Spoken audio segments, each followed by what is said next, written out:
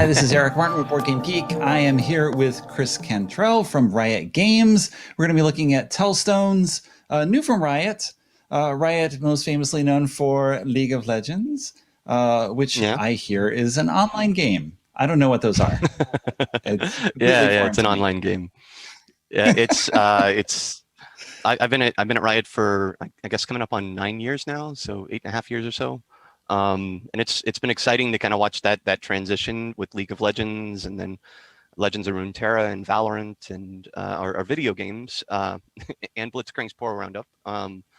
But we also worked on Next First Minions and now Tellstone. So that's our catalog. Right. So I want to mention that because, of course, you have this entire world. I was reading up on it a bit beforehand about how initially there was no narrative element to it, and the narrative has sort of been added on and built over time. And then from that as well, you have comic book spin-offs, and Yeah. there's music projects and all sorts of things that have come out of this, including, yes, Mechs versus Minions in 2016. So how did that process come about to expand in these different avenues?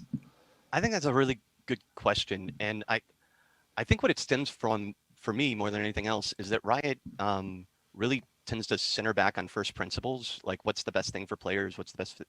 And if you look back at like, and I'm not trying to sell you on League of Legends if it's, but like when we launched it, League of Legends at the time, everyone else was launching like these $60 box games, and we wanted to do something that we thought that if everyone could try it, that that they would like it, and maybe not everyone would like it, but enough people would find it, and they would enjoy it enough, and we would just serve that community, and we just served them this really small core group well, and I think it grew from there rather than kind of a big broad approach. So I think, but there were decisions that were made in that, like as far as going free to play or like the investments that we put into esports that I think weren't known at the time, and were really like Mechs vs Minions. It could have been a really colossal disaster. Honestly, I think of a lot of people who put IPs on games, and they're not all good. And I don't think we had any trust coming into that into the conversation there. So yeah, that's Riot. Okay. So where does Tellstones come from the original world and then to this iteration of it? Did it exist within the Yeah, game or was it referenced? right. So a few years back, I was at Gen Con, and I was trying to find like self-balancing mechanics, and I came across a game, or I came up with the core 6 rules of Tellstones, and I was actually pretty sheepishly just at the time I wasn't working on board games at Riot. I was off working on Legends of Runeterra at the time, and I just missed working on board games, and I wanted to make something really, I think, really small that I I enjoyed, and it was so small I wasn't even sure it was a game, and I started kind of showing it to some friends, and I wasn't sure how to bring it to market or anything akin to that. Uh, and then the more I thought about it, the more I was like, I really miss making board games. I had a great time. I worked with some really just some of the most impressive people in my career while working on Next First Minions, and it was just an absolute treat. And and I missed it. And so I wanted to do something real small to kind of kickstart, that exploration. And when I came back to Riot, and I was like, yeah, I think this is, and they were like, well, no, we're this is, board games are something that we're excited about investing in now that we're getting, our video games out, and let's do this. Um, and I think there were a lot of options in front of us. I think Next First Minions 2 came up very frequently, and I think Rumble's lab is like an area that I'm excited about returning to. But I also wanted us to find games that push the boundary a bit for us. If I'm being honest, I Right. think that there are certain advantages that if I'm that Riot has earned over the years. And I think with Next First Minions, we wanted to make something that was very player facing and very much in service of serving our players.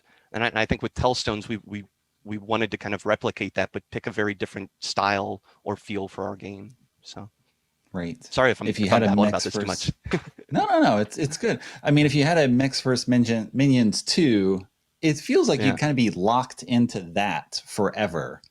because that's what you did. You specialized We in do that. big And now backs. this Yeah, this is completely perpendicular to that game in terms of the simplicity of it, at least from first glance. So I don't know if you want to give an overview of how it works. We'll go on from there. Absolutely. And I don't know if you want to, before we do that, did you want to quell rumors immediately of a Mechs versus Minions 2? You said you're investigating that, or you were thinking about it. I think quell rumors is probably not the right. I don't want to overpromise. I'm very just as a developer, I'm very wary of us kind of leaving breadcrumbs and then that us not being able to deliver on the expectations. And so I am extremely excited about returning to Rumble's world. If that's the next game we come back to, I don't know. But I think we are definitely listening to players and the types of experiences that they want to play too. I think that's also factoring in. Like as I'm talking to people on forums and whatnot, I'm trying to figure out what are the things that excite you, because those are the things that I want us to make. So. Okay. I just want to mention my secondary host here is monitoring chat for questions and all. It's just like Mechs versus Minions is awesome. Just had to throw that out there. She was just so yes, there's definitely tons of fans for it. But let's look at Tellstones. All right. So yeah. And this you're right. This is like at the other end of the spectrum. All right. So Tellstones is just a game played with 7 stones, and you can see them right there on the right. Yeah, the scale, shield, sword, hammer, knight, crown, and flag. And as you're playing the game, people would sit on the in a 2-player game, someone sits on the right or the left, and the line is actually set between them. So it would be horizontal, whereas right now it's vertical. But that's beyond. So the first thing you need to know about Tellstones is that in Tellstones you tell your opponent what to do for the majority of the actions. And I can talk about why that is in a second, but just for now, if you want to, maybe I could talk you through each of the 6 rules, and then we'd be ready to play. Does that sound like a... Sure. Does it? Okay. Yep.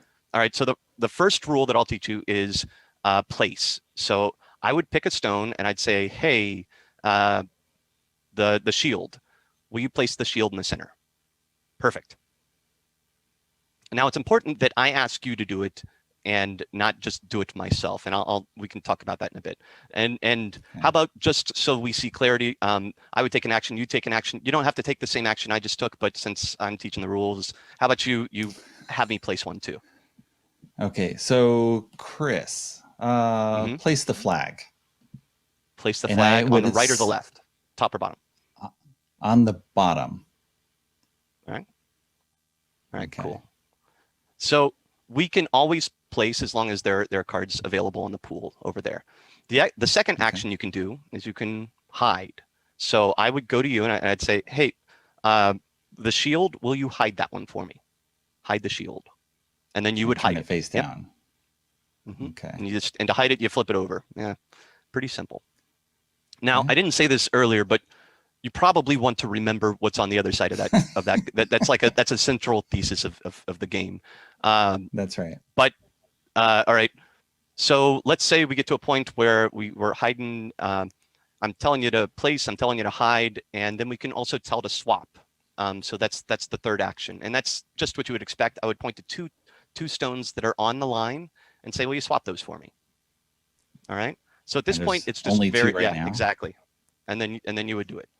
And so we can go back and forth asking each other to tell, place, and swap. And if you ever hit a point where you're like, hey, I don't remember something, any point at all, you can just say, for your action, I want to peek at this one. So you can peek over and over again if you want to. There are strategies that I've. So that's how you set up the board. That's how you confuse it, and that's how you kind of keep up to date. The last 2 actions are how you win the game. The first is like a jab. It's a challenge, and you point to a stone and you say, "I don't think you know which one this one is," and then your opponent makes their best guess. If they're right, then they get a point, and if they're wrong, then you get a point. It's pretty simple. The first person to 3 points wins. A second thing happens when someone gets a point, though. On their opponent's very next turn, if they take a peek action, they can peek at 3 stones instead of 1. If their opponent got a point either on their turn, or if I challenged you and you got it right on my next turn, I can still peek at 3. So what that does is it allows me to kind of get back into the game if very quickly. It's usually a good move to make.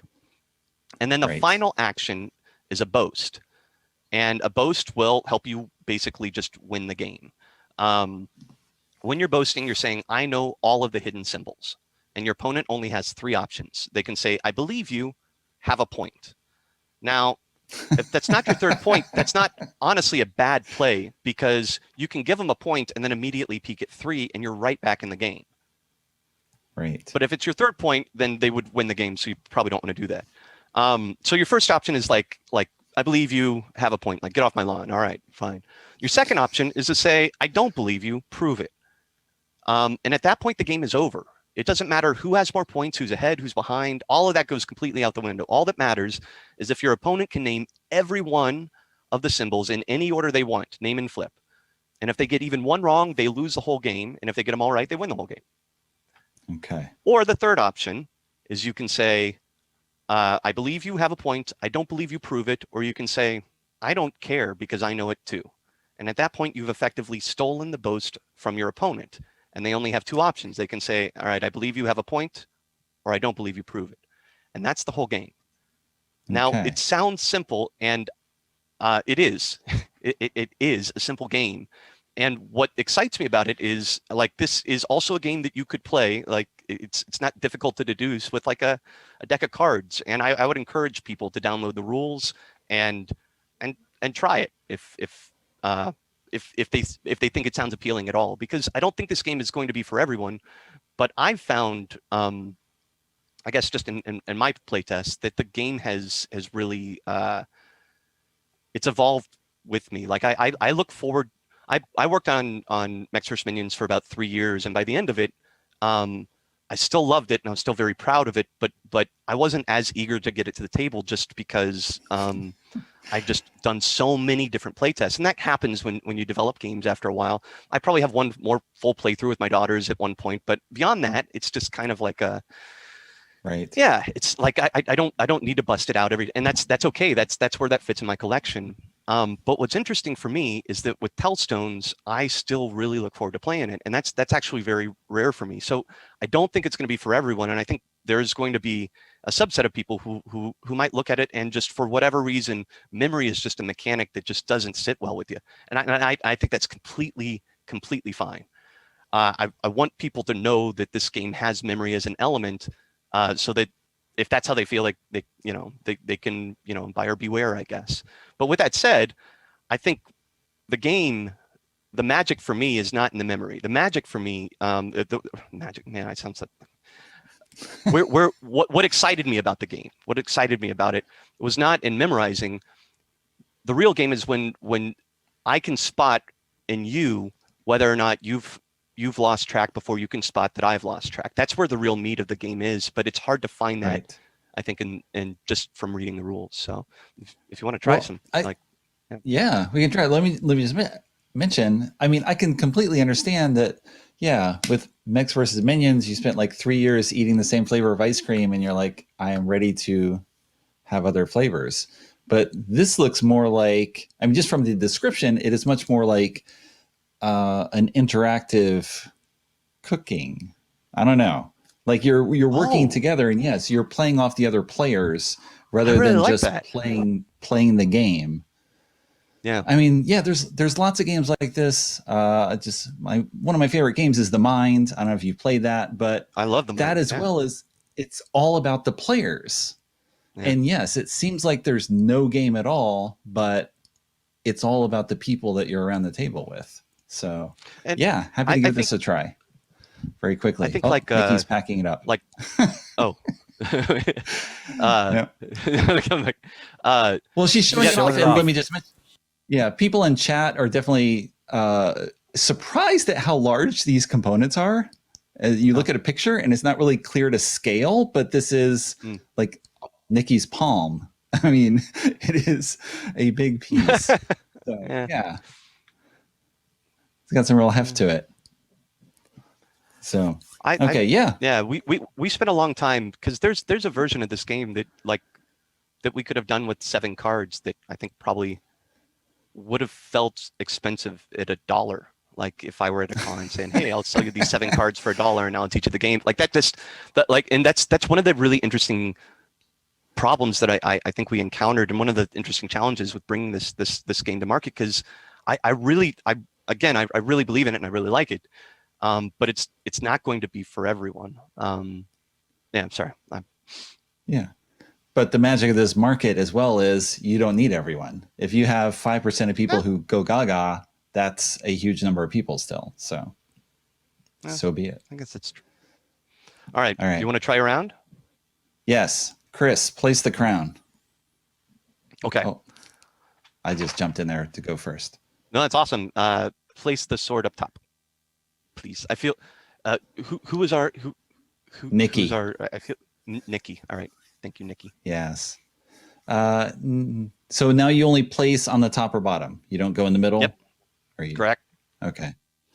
So Nikki, please place the shield on the bottom. Or Chris/Nikki. All right. Chris by Nikki, will proxy. you place Nikki, will you hide the shield? Okay. Nikki, can you place the scales on the bottom? Nikki, will you hide the sword? Nikki, will you hide the shield? Sorry, the scales.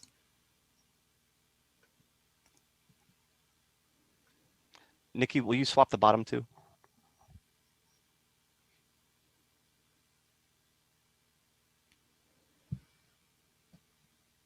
Nikki, can you hide the crown, please? Nikki, will you swap the middle too?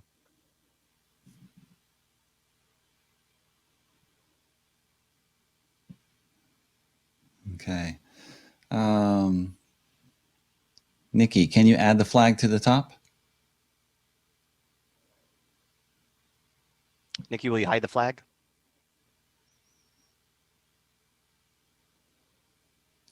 Nikki, will you swap the 2 end pieces, please?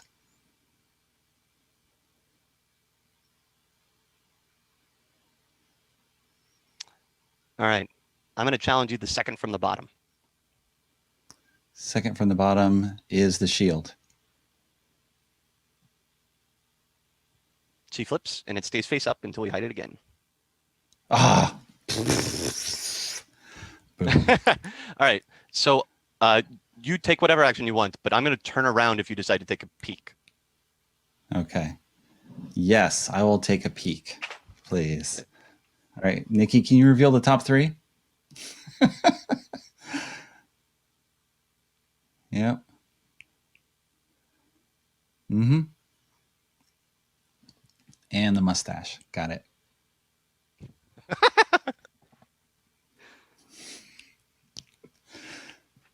Okay. So Are all you ready? set? Can I turn it? Am I turning it back around? Yes. All right. All right. The turning around is that's a feature that we get to add. That you don't have to do that in person. That's right. But Well, it's could good. I It could I look at the disorient the middle one? opponent. I have to spin you in the chair. That's what you should do. Exactly. Nikki, would you mind showing me the middle one, please?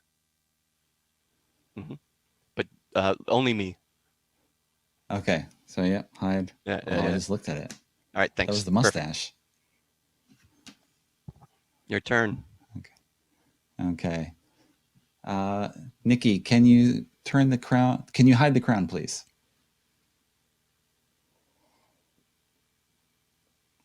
Will you swap the second and the fourth one, please, Nikki? And that one. Perfect.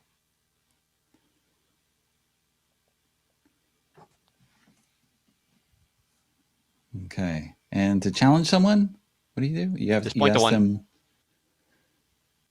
them. Chris, can you name the top one?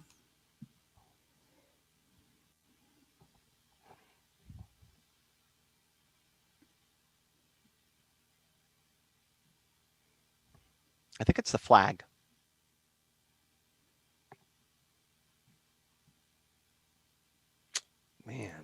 All right. No. Okay. Now I'm going to look at the next three. Okay. And then we have a minute and a half or so, and then we wrap up. Cool. Some people in chat we can end mention a pocket version, but I think this is kind of the point of the game is you're like, this is what it is. And again, as you say, you can play with cards. So. All right. I'm done. Okay. I did not spin. Oh, and that was your sole action, and that's it. Yep. So, okay. Nikki, can you add the horse to the bottom? I'm going to boast. Okay. You just looked at 3 of them.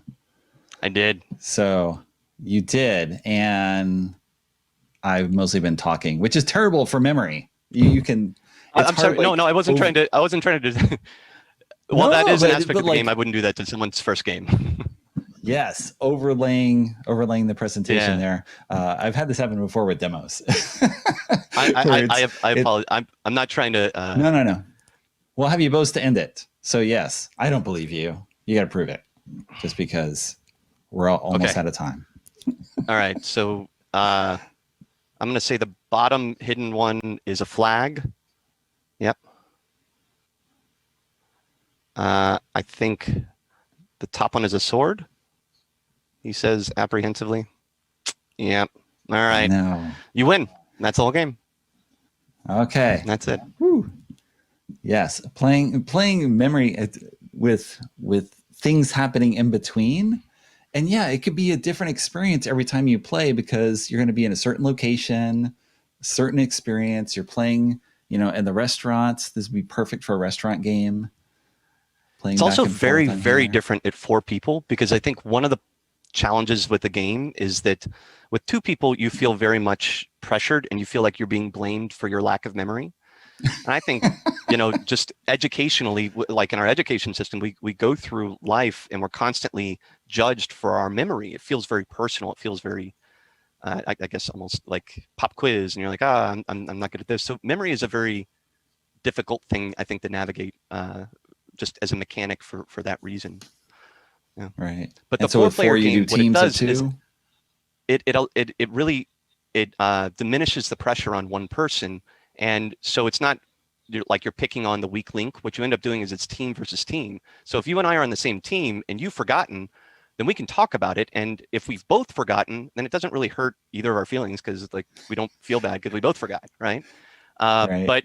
But then everyone else can hear our table talk. So it also introduces a new level of like, oh, I know that that's the hammer and that's the scales, but I can't take the boast. They're going to have to do it. And then they take the boast and then they think that's the hammer and then you've got them. So, I mean, there are other, I don't know. It's a very, very, very simple game, but I hope there's an audience for it. And if you can proxy it out right now and see if you're one of them. So that's what I got. All right. Thank you very much, Chris, for joining us, giving us a look at Tellstones from Riot Games. Yeah, you can try it on your own and play with someone else's mind. There you go. Thank you, Chris. All right. Thanks. Bye.